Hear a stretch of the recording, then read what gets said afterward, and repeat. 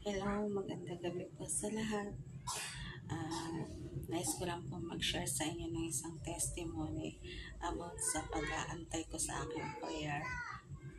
Meron po ako isang prayer na dinudulog sa Panginoon. Araw-araw ko po itong iniiyak sa Kanya at iniluluhod ko po sa Kanya.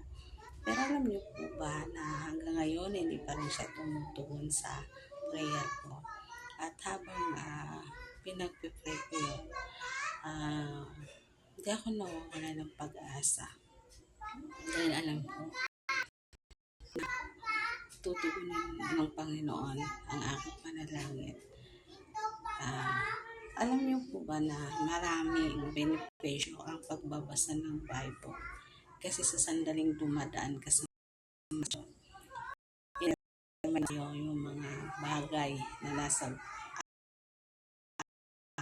verse na yon. So doon po, may isang part doon ng isang babae na nangungulit sa isang hukom at hinihiling niya about dun sa kanyang kabiyak. So, Panginoon, ganun din po. Sa ating pangungulit, sa ating paulit-ulit na panalangin, nakukulitan po siya at may posibilidad talaga po na mapangyari. At meron din naman pong isang pangako si Jesus Christ, di ba? Ano man ang hiningin natin sa pangalan niya, sa pangalan ng Jesus, Panginoon Diyos ay tutugon. Okay? At matagpas sa ang pinanghahawakan ko kung bakit hindi ako nawawala ng pag-asa. Kasi hindi ko man makamit ngayon yung bagay na aking hinihiling. Alam ko na mayroong dahilan ang Diyos.